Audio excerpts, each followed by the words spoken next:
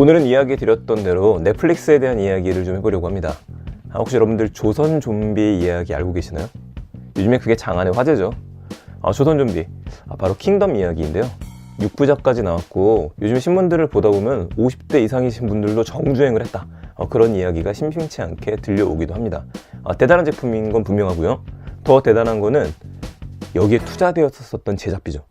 제작비가 거의 한 120억에서 150억까지 투자가 되었다고 합니다. 총 6부작이니까 작화당 꽤 많은 돈이 투자된 걸 알 수 있을 텐데요. 이것 때문에 인기를 좀 얻고 있습니다. 물론 내용도 신선하긴 했죠. 작년에 개봉했었던 영화 창궐이랑 비슷하기는 한데 조선에 좀비가 나타났다, 그런 스토리들, 그것 때문에 꽤 많은 인기를 모은 게 아닌가 합니다.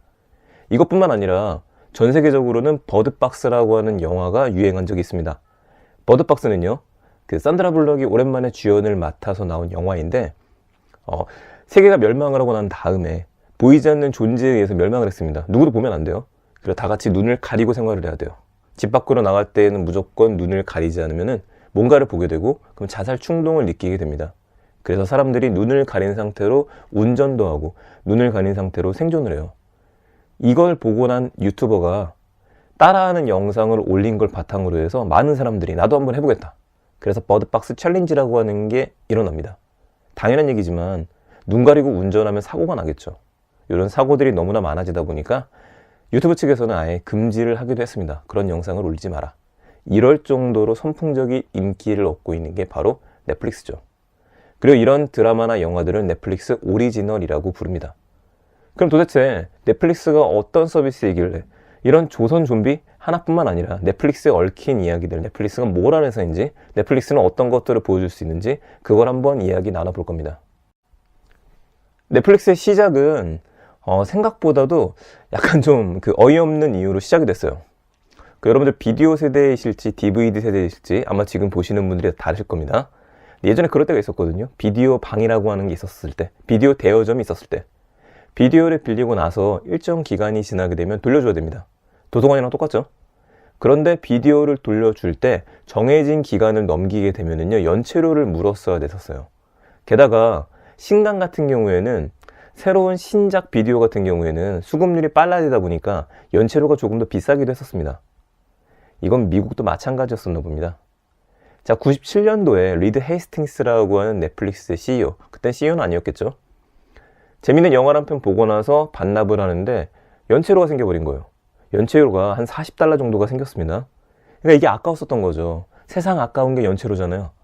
이 연체료가 아깝다 보니까 무슨 일을 벌이느냐, 세상에 있는 많은 사람들이 나처럼 연체료를 아까워하겠구나, 그러니까 이걸로 회사를 차리자, 연체료를 없애자. 그럼 어떻게 없애지? 연체료를 $40까지 물었으니까 이거의 절반 정도인 $20라면 사람들이 내지 않을까? 사람들은 어차피 연체를 할 텐데. 여기 차가 난 겁니다. 그래서 월 정액 $20 정도의 금액을 내게 되면 언제나 DVD 그리고 비디오를 빌려다 볼 수 있고요. 월에 한 3개 정도까지? 월에 3개.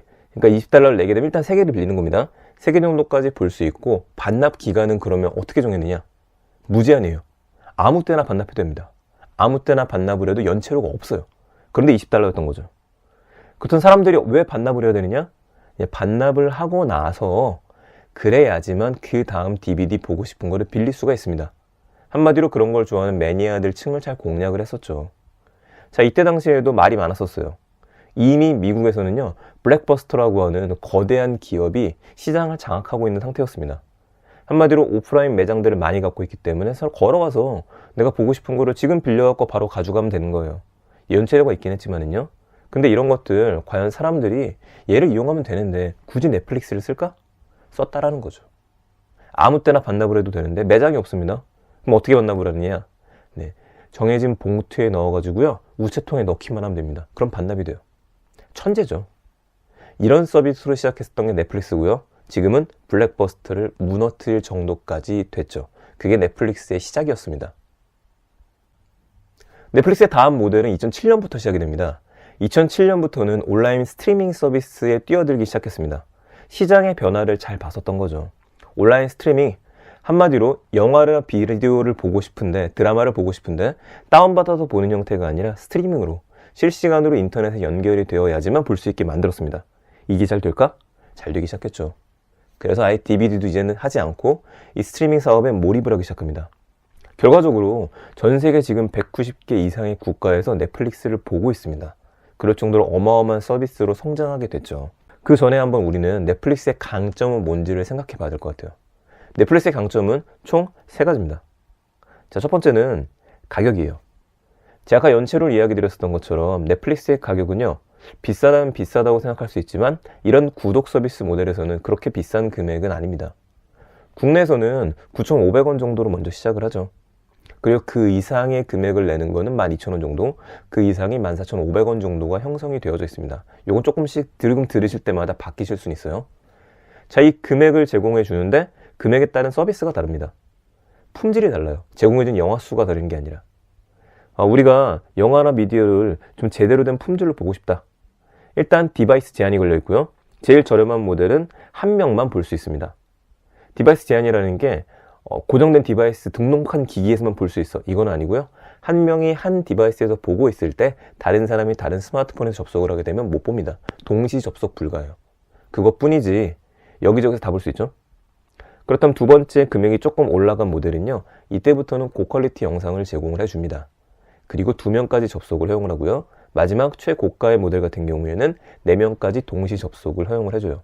이 차이점만 있습니다. 자, 첫 번째는 가격 경쟁력이에요. 그럼 두 번째는 이 금액을 낸다는 거는 그만큼 볼만한 게 많아야 되는데 볼만한 게 많죠. 넷플릭스는 정말 넷플릭스만 틀어놓고 생활을 해도 정말 다 못 볼 정도의 굉장히 다양한 영화들이 올라와 있고요. 드라마들이 올라와 있습니다. 특히 넷플릭스의 강점이라고 하는 거는 헐리우드 영화뿐만 아니라 미국식 드라마뿐만 아니라 전 세계에서 만들어지는 대부분의 영화나 드라마를 볼 수 있다 보니까 다양한 걸 경험할 수 있게 만들어줍니다. 다큐멘터리도 마찬가지죠. 컨텐츠가 굉장히 방대하게 많다. 그게 두 번째 장점입니다. 자, 세 번째 장점이라면요. 어떤 디바이스에서도 접속할 수 있다. 이걸 장점으로 꼽고 싶습니다. 어떤 디바이스에서도 접속할 수 있다? 예, 아이폰으로 보셔도 되고 안드로이드 폰으로 보셔도 되고 엑스박스, 심지어는 이런 게임기를 통해서도 스마트 TV를 통해서도 끊김없이 내가 보던 장면부터 바로 이어서 볼 수 있다라고 하는 게 넷플릭스의 가장 큰 장점입니다. 그것 때문에 많은 사람들한테 사랑받았죠. 저 역시도 국내 넷플릭스가 들어오자마자 사용하기 시작했습니다. 그 이유는 간단했어요. 지금도 가끔씩 셋탑박스를 통해서 영화나 드라마를 보고는 있지만 분명히 제가 월 정액제를 내고 있는데도 불구하고 어떤 영화나 드라마를 보고 싶을 때 실행을 하게 되면 광고로 봐야 됩니다. 그럼 저는 짤막한 시간에, 짧은 시간에 돌아다니면서 좀 봤으면 좋겠는데 엘리베이터를 기다리면서 잠깐이라든지 아니면 버스를 타고 이동할 때 잠깐 광고 보는 시간도 좀 아깝더라고요. 그런 것들을 위해선 넷플릭스가 저한테는 최적이었었죠. 그래서 넷플릭스의 마지막 장점은 광고가 없다. 이게 장점입니다. 그럼 광고가 없는데도 어떻게 회사가 유지가 되죠? 바로 우리들의 가입비죠. 그만큼의 인원을 확보했으니까 월 정액이라고 하는 게 무서운 거죠. 10명만 확보를 해도 금액이 얼마입니까? 근데 그게 10만 명이 되고 100만 명 이상이다. 1000만 명이다. 수익을 생각하실 수 있겠죠. 물론 이런 수익들이 넷플릭스가 자기들만을 위해서 쓰진 않습니다. 시청자한테 돌려준다라고 하는 걸 잘 보여주는 예가 방금 전에 앞에서 이야기 드렸었던 킹덤이나 아니면 워낙에 유명한 드라마 하우스 오브 카드 이런 것들에 대한 오리지널 영상들이죠. 자, 넷플릭스 콘텐츠 이야기 조금 더 드리면은요. 우리가 스카이캐슬과 같은 너무나 재밌었던 드라마를 볼 때 다음에 언제 하지? 기다려야 돼요. 그런 맛이 좀 있죠. 다음 주가 되면 TV 앞으로 모여야 됩니다. 그런데 넷플릭스 오리지널들은 그렇지 않죠. 넷플릭스에서 보통 드라마를 공급하는 형식은 12회차를 만들었다. 한 번에 공개해버립니다. 그래서 넷플릭스 페인들을 양산하기도 하죠. 광고 없이 계속 보게 되니까 눌러서 보는 거예요.